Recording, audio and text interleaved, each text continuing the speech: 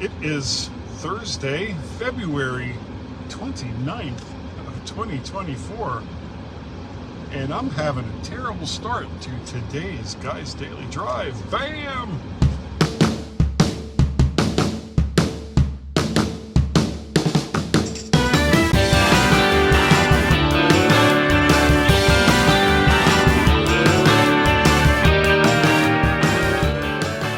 And good morning and welcome to Guy's Daily Drive. I hope you all are having a wonderful, wonderful day. It is chilly cold this morning. What is it? I don't even know, but it's really cold. Well, not really cold. It's like 34 degrees. That's Northern Virginia cold. That's not Ohio cold. That's not Michigan cold. That's not North Dakota cold. That's Virginia cold. You know, in Florida, that would be the beginning of a new ice age if it got all the way down to 34 degrees. And I have experienced that in Florida. I was actually in Fort Lauderdale on the one recorded day that it snowed in Fort Lauderdale. A story for another day. But what I really want to talk about today is time. And it's quite apropos since I'm currently late for work. Why am I late for work? Because I made bad decisions leading up to the point where I left for work. So let me explain how this happens. I get up, it's 5:45, I guess, and I need to be out the door before 7:30. And I had planned on taking a shower, but I screwed around at the computer doing absolutely nothing important at all. And it was after 7 o'clock when I went upstairs, so it was too late to take a shower. So there I am, unshowered, and at this point, all I can do is get my clothes on and get out the door. So I got my jeans, I got my underwear, I got my socks, and I go and I grab a button-up shirt. And I'm having trouble with the button-up shirt because for whatever reason, trying to button the collar on a long sleeve shirt on the right-hand side seems to be almost impossible for me. And this predates any issues that I've had recently. I've always had trouble buttoning the collars on the right-hand side on a long sleeve shirt. I don't know why, I just have. So I finally get that done, and I get my pants on, I get my socks on, I'm getting ready to put my shoes on, and it's now like right at 7:30. So I've got to get out the door. And my wife informs me that there's a big dark stain under my left collar, under my left shoulder on the shirt, which I didn't see when I pulled it out of the closet. So it was like, damn it. And it was very noticeable. It wasn't like I could just go, okay, no one's going to see it, no one's going to say anything. It was about the size, almost the size of a quarter. So at that point, it's like, I've got to get another shirt. So I go to the closet, pull out another stupid shirt, have trouble with the right collar, of course, get that shirt on, get all my stuff, get out the door, get into the car, and I'm finally on my way to work. And I told myself, and you know, if you're going to do something like Guy's Daily Drive, and you tell yourself, okay, I'm going to do it today, you really need to go ahead and get it done and get started. So it was like, okay, I set the camera up, and I'm looking at my watch, and it's like, oh, it's just getting later and later and later. And I get it set up, and I can't, the sun is like right in my eyes, so I can't really see exactly what it's looking at. And I figured, okay, well, once I'm at an area where the sun isn't in my eyes, I'll just do a quick adjustment. So I drive a little bit. I get through I get through the kids zone, because one of the streets leading out of our area, oh my god, my voice is terrible today, is the road that all the kids go on in order to get to the local elementary school. So kids being kids, in other words, sometimes doing stupid things, you don't just barrel down the street, because at any given time one of these kids could do something really stupid, paying no attention to the fact that there are cars and that they move much faster than they do and can't always stop in time, and might just dart out to the road. So I'm going like 15, maybe 20 miles an hour down the street, because I don't want to hit a kid. That's, you know, that's the good person in me. Don't hit children with your car. You know, words of wisdom if you want to be a good person. So I go ahead and I get through that, and I get to a point where the sun isn't in my eyes, and I can adjust the camera, and every single possible thing that can go wrong with a phone mount for a camera is going wrong, and it's not cooperating. I keep hitting the button that activates the woman assistant that's in your phone or in your iPhone. Won't say the name. And I finally get it to just where I want it, and I get it in there, and I make sure that the camera is reversed the way it's supposed to be, and I lean back, and it's like, and I start to drive, and I look at it, and I realize that it's still not right, that me moving back into a comfortable position in my seat meant that I was no longer centered on the screen. So, you know, these are the kinds of things that just make you want to scream as you're already running late. Time is the factor.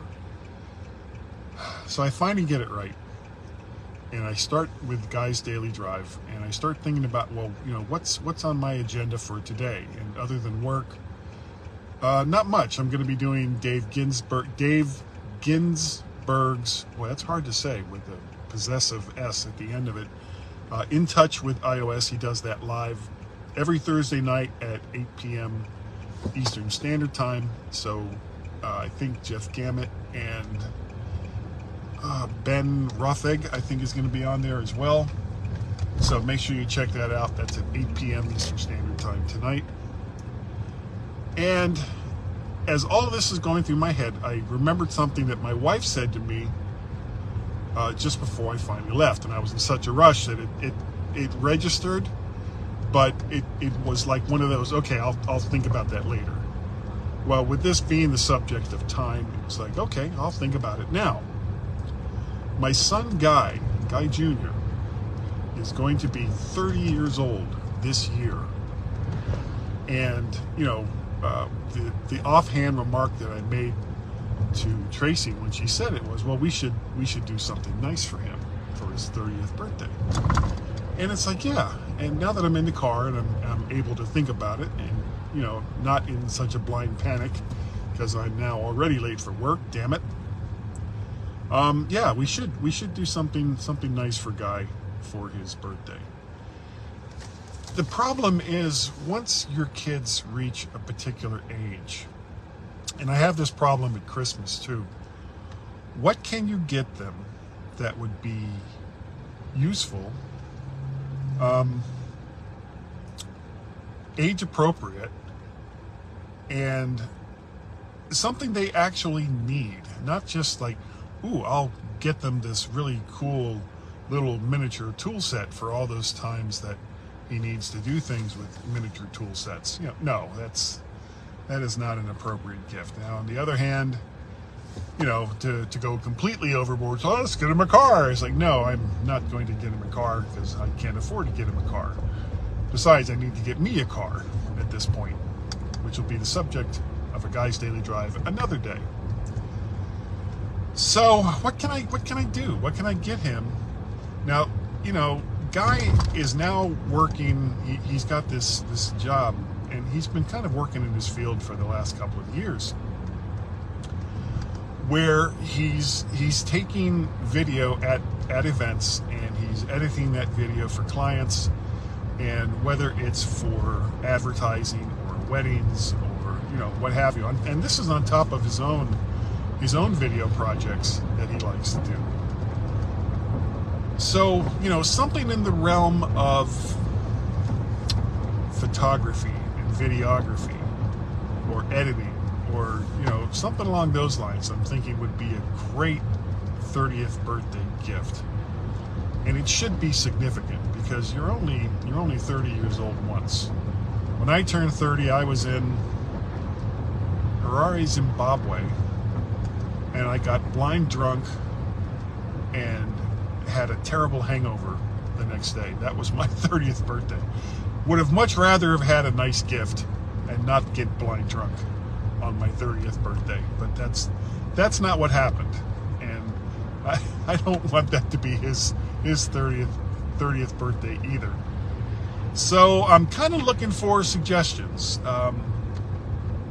What would you get a young man turning 30 who is into videography and photography and likes doing all those things and editing?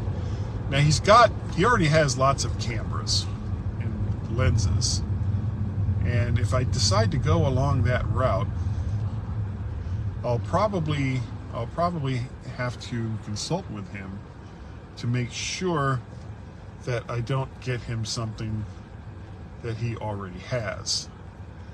So anyway, that's kind of what my thinking is. It's like something in the field of videography, photography, and editing that he could use and wouldn't be like a duplicate of something that he already has. I want to, and I want it to be nice. I want it to be something really nice. So we'll have to see what I can get him. But I'm looking for suggestions from you too. If you know of anything that would be an appropriate gift in this manner, let me know. I'd like to know, and I would welcome your suggestions. You can send that to guy@mymac.com. You can also send that to, I can't remember the name or the telephone number, the Google Voice number that we have. It's like 703-838-4607, I think is the number. But if you go on over to vertshark.com, a lot of the posts will have that number in there. I really need to put that on the front page of the site. I have to remember to do that. So that's going to do it for today. Thank you all for joining me on Guy's Daily Drive. I really do appreciate the fact that you've taken the time to come and visit. I see that there's some comments, or at least one comment. I'm very sorry I can't read that comment while I'm driving, and even if I wasn't driving, the text is too small on my iPhone to be able to read it. But I will read it once I get stopped at work, which will just be in a few minutes. But I really appreciate the fact that you guys have taken the time to download and listen to the show. Email, told you the website, vertshark.com. You can also follow me on the socials. I am VertShark and MacParrot over on the X, Twitters, whatever, that. Of course, I'm Guy Searle over there on Facebook. I'm on Mastodon and Counter Social as MacParrot. So you can find them there as well. And that, I think, is going to do it for today. And I will see all of you next week. Not next week. It might be next week. I don't know if I'm going to do one tomorrow. Right here on Guy's Daily Drive. Bye-bye.